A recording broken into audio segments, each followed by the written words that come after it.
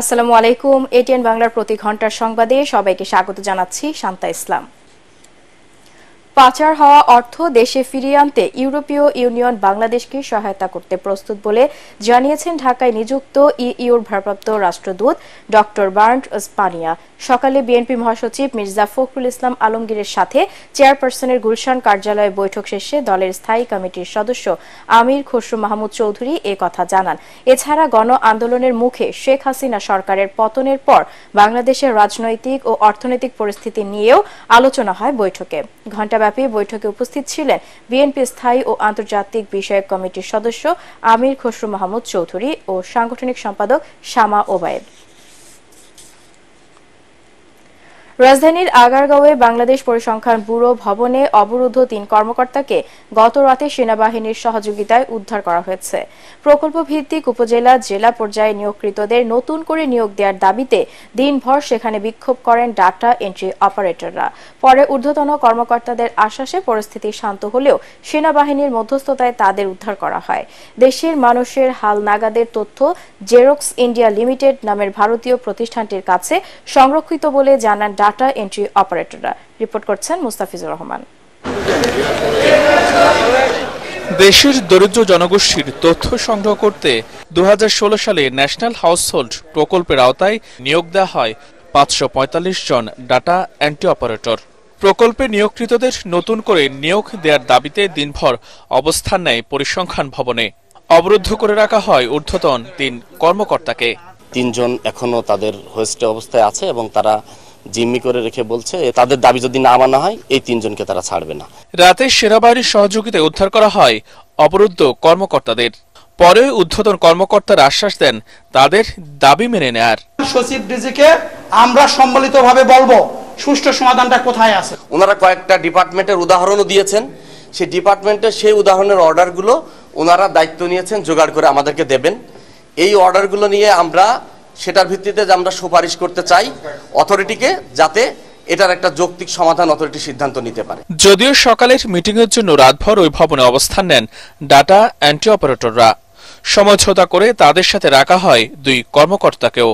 মাঠ পর্যায়ে সংগ্রহ করা দেশের নাগরিকদের সব ধরনের তথ্য জেরক্স ইন্ডিয়া লিমিটেড নামে ভারতীয় প্রতিষ্ঠানটির কাছে সংরক্ষিত বলেও জানায় তারা। কোর্টের রায় অনুযায়ী আমরা এখনো কর্মরত আছি, কিন্তু তারা আমাদেরকে অফিসে কোনো বসার জায়গা দিচ্ছে না, আমাদের বেতন দিচ্ছে না। আমাদের যে স্ট্যাটাস কো আছে এইটার অনুযায়ী আমাদেরকে পদায়ন অর্ডার করতে হবে। ইন্ডিয়ান জেরক্স কোম্পানির সাথে চুক্তি করে 122 কোটি টাকা করে তাদেরকে দিয়ে এই কাজটা করানোর দায়িত্ব দেওয়া হয়। ফাইনালি দেখা যায় কি যে এরা ইনপুট করতে পারে নাই, স্ক্যানটাও সঠিক হয় নাই, কিন্তু ডাটাগুলো ঠিকই ইন্ডিয়ায় চলে গেছে। ডাটাবেসটা তাদের অ্যাক্সেসে আছে। এমনও হতে পারে আপনার এনআইডি দিয়ে সার্চ দিলে আপনার বাবার নামটা সে মিলিয়ে ফেলতে পারবে। শুরুর দিকে প্রকল্পটির ব্যয় 328 কোটি টাকা থাকলেও কয়েক দফায় বাড়িয়ে তা থেকে 727 কোটি টাকায়।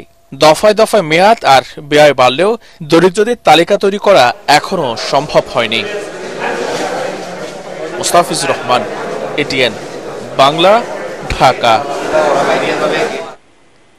ছাত্র জনতার অভ্যুত্থানের পর নতুন সরকার গঠনে দেশের পরিস্থিতি অনেকটা স্বাভাবিক হলেও এখনো প্রায় ক্রেতাশূন্য চট্টগ্রামের বিপণী বিতানগুলো। বিভিন্ন মার্কেট বিপণী বিতানে মূল্য ছাড় দিয়েও আনা যাচ্ছে না ক্রেতা, ফলে দোকান ভাড়া সহ আনুষঙ্গিক খরচ উঠছে না বলে জানালেন মালিক ও বিক্রেতারা। এদিকে দোকান মালিক সমিতি বলছে বেচা কেনা কম হওয়ায় গেল কদিনে তাদের ক্ষতি হয়েছে অন্তত 500 কোটি টাকা। চট্টগ্রাম থেকে আরো জানাচ্ছেন সৈয়দ তামিম মাহমুদ।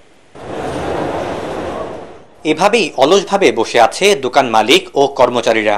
মার্কেটগুলো ক্রেতাশূন্য থাকায় অনেকটাই অসহায় হয়ে পড়েছে এইসব ক্ষুদ্র ব্যবসায়ীরা। 20 থেকে 70% ছাড় দিয়েও মিলছে না ক্রেতা।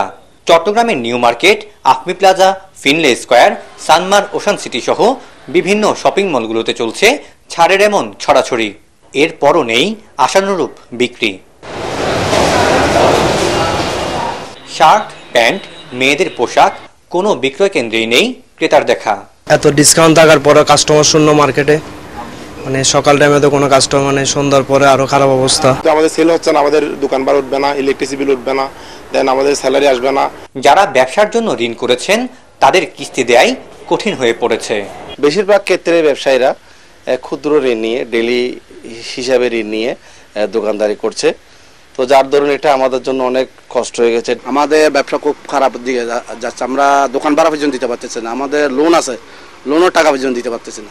বাংলাদেশ দোকান মালিক সমিতি বলছে চলমান পরিস্থিতিতে এক মাসেই খুচরা দোকান মালিকদের ক্ষতি হয়েছে অন্তত 500 কোটি টাকা।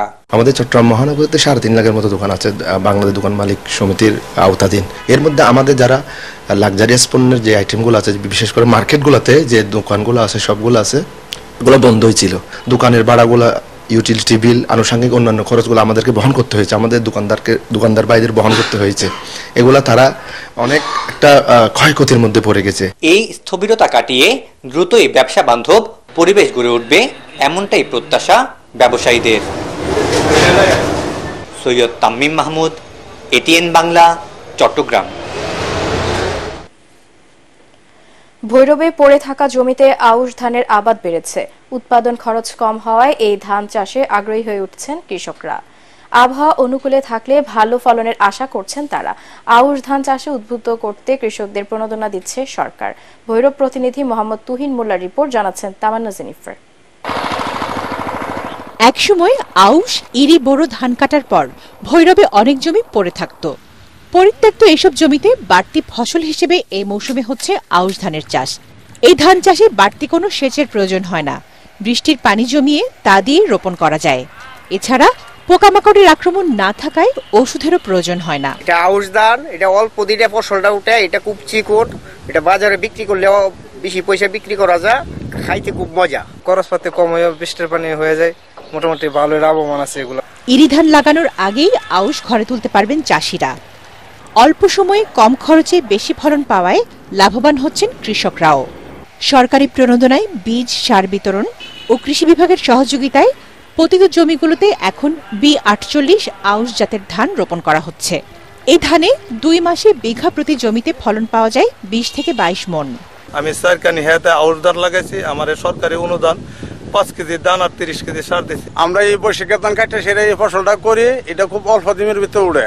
আমাদের মাঠ পর্যায়ে যোগ্য সরকারি কর্মকর্তাগণ আছেন, তারা কৃষকদের মোটিভেট করে যাচ্ছেন যে এখানে আউশের উৎপাদন খরচ অনেক কম হয়, অর্থাৎ আউশ ফসলটা একটি বৃষ্টি নির্ভর ফসল এবং এখানে রোগবালাই, পোকার আক্রমণ খুবই কম হয়, যার কারণে উৎপাদন খরচ কম।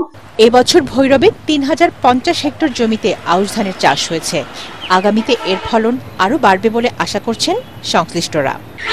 Bureau report, ATN Bangla. আন্তর্জাতিক।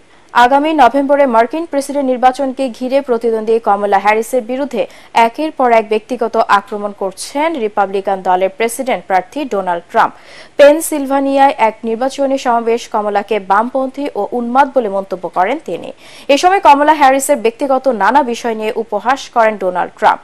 টাইম সাময়িকের প্রচ্ছদে হ্যারিসের হাস্যোজ্জ্বল ছবিকে একজন পাগলের হাসি বলে মন্তব্য করেন তিনি। কমলার চেয়ে প্রচ্ছদকে তাকে বেশি সুন্দর দেখায় বলেও দাবি করেন এই রিপাবলিকান নেতা। ট্রাম্পের উপদেষ্টা ও প্রচার শিবির তাকে হ্যারিসের বিরুদ্ধে ব্যক্তিগত আক্রমণ না করার পরামর্শ দিলেও তাতে কান দিচ্ছেন না সাবেক প্রেসিডেন্ট। খেলার খবর। মৌসুমে প্রথম ম্যাচেই হোঁচট খেল রিয়াল মাদ্রিদ। লা লিগায় শিরোপা ধরে রাখার অভিযানে মায়োর্কার সাথে 1-1 গোলে ড্র করেছে বর্তমান লিগ চ্যাম্পিয়নরা। মায়োর্কার মাঠে রদ্রিগোর গোলে 13 মিনিটেই এগিয়ে যায় রিয়াল। বিরতির পর দুদলই আক্রমণ চালায়, তবে দ্বিতীয়ার্ধের 8 মিনিটে সমতায় ফেরে মায়োর্কা। রদ্রিগেজের কর্নারে জোরালো হেডে বল জালে পাঠান কসোভান স্ট্রাইকার ভেদাত মুরিচি। ম্যাচের বাকি সময় একাধিক আক্রমণে যায় লা ব্লাঙ্কোরা, তবে হতাশ হতে হয় কার্লো আনচেলত্তির দলকে। অতিরিক্ত সময়ে রেফারির শেষ বাঁশি বাজার আগেই মুরিচিকে ফাউল করে লাল কার্ড পান রিয়ালের ফেরলান মেন্দি। পরবর্তী সংবাদ দেখার আমন্ত্রণ জানিয়ে এখনকার মতো শেষ করছি। এটিএন বাংলা সংবাদ ইউটিউবে দেখতে ব্রাউজ করুন youtube/ATN Bangla News। ধন্যবাদ।